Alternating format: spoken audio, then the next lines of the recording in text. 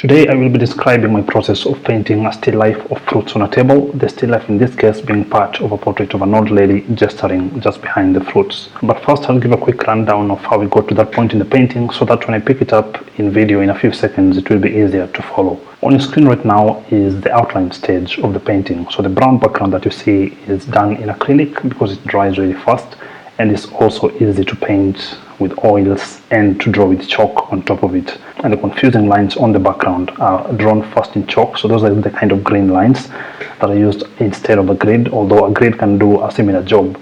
Then after drawing the rough or the incorrect outlines in chalk, I then use oil paint to paint in the brighter lines that are going to function as the correct outlines.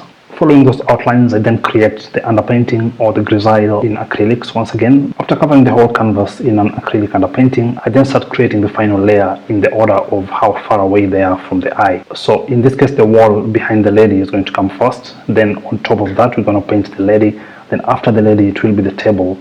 Then after the table, now we're going to paint the fruits, which I'm going to show you in this video. The way these fruits are arranged on the table is such that the green avocado and the red pomegranate are behind a white cloth.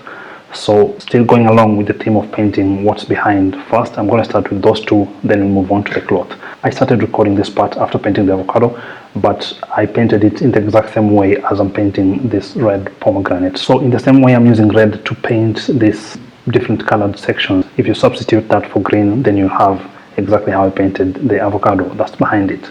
I start this part with a big kind of round brush, then paint in the different colors as solid colors, or as what in graphic design can be called a vector painting. Then with another soft round brush, I'm going to smoothen all those borders between different colors and add in a bit more details, starting from the shadows. I'm going to use a dry, flat and very soft brush to even out the texture of the paint so that the light doesn't distort what I see in front of me. Next up are the highlights, starting from the not so light ones and finishing up with the brightest ones. And also in terms of brushes, starting the kind of medium to large brush and finishing up with the smaller brush. To give the impression of a blurry part of the painting, I'm going to smoothen all those colors with another soft brush, then move on to the cloth that's in front of these two fruits. Same with the way I started painting the fruit by filling up a section of it with one color, which is normally called a local color. I will do the same for the crumpled up tablecloth, starting by filling it up with two colors that are most prominent. Those are going to act as the local colors. Then I'll use those as a jump off point to paint in more details that will show more clearly how exactly the cloth crumples and folds into itself around the fruits. So first off, the big brushes will do their job, then I'll move on to smaller brushes in a short time. Before I move on to the detailed shadows and highlights, there's going to be reflected light that will hit the tablecloth and make it appear to have different colors on it. So I'm going to start by laying in some pretty light layers of the yellows and the orange that are reflecting off of the table and the fruits respectively. Then after that, I'll use a thinner brush to show in more detail the folds of the tablecloth. And after the shadows, of course, I'll paint the highlights once again, starting with the medium highlights, then finishing off with the brightest color, just like I did with the first two fruits. So usually from section to section, white is the last color that I tend to apply. I usually make all the other colors a bit darker than they actually are, even in the reference photo, so that when I paint white as the final color, it heightens that feeling of contrast.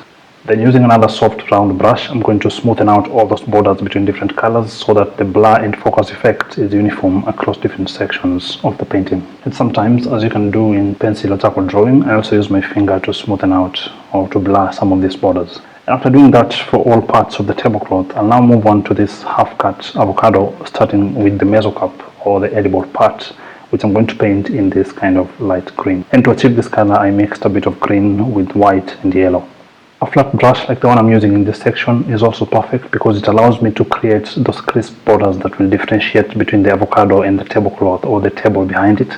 And when I turn it on its side, I can also cover larger sections of the painting, so it's important to have different varieties of brushes. After painting this light green edible part of the avocado, I'm then going to start by painting some highlights on it. Then with burnt umber, I'll create the darker parts where the skin shows right behind it, and use the same color to paint its exocarp or its skin, and also the skin of the seed that sits at the middle. Again, I shift from brush to brush to create different effects, and when this is done, I will then move on to the half-cut pomegranate. While the inside part of the pomegranate might look like a complicated thing to paint, especially when the painting is finished, if I simplify it into different sections and use different colors to cover different parts as I'm doing here, it becomes much easier to create that complicated structure as opposed to painting it seed by seed. The lighter colors are going to show the membrane, which is usually cream, but because of the lighting that I'm using across this painting will appear kind of yellow. Then after smoothing those colors with a soft round brush, I'm then going to use a smaller brush to create the shadows of where the seeds or the areoles will appear. I could paint the top part with all its details at this moment, but because of my preference of painting white after every other color, I'm going to move on to the skin. Then afterwards I'll paint in the smaller details of the seeds. After using a medium bright color to show the highlights in the membrane, I'll then use white or pink as the case may be to show the reflection in each seed and give that shiny impression. I won't smoothen out all these colors as I've done for different parts of the painting because this part is in full focus, but after finishing up with this fruit I'll then move on to the pumpkin. For the pumpkin, I'll start with the pulp, which is going to be cream towards the edge, then darker or more orange towards the center. Then to create the fibrous strands that are normally in the middle of the pumpkin, I'm going to use a mixture of red and orange, otherwise known as vermilion, and apply that color with a large brush. Then I'll use a smaller brush to create more detail in each part of the pumpkin. I'll then move on to the shell, which I'll paint with a darker version of these two colors.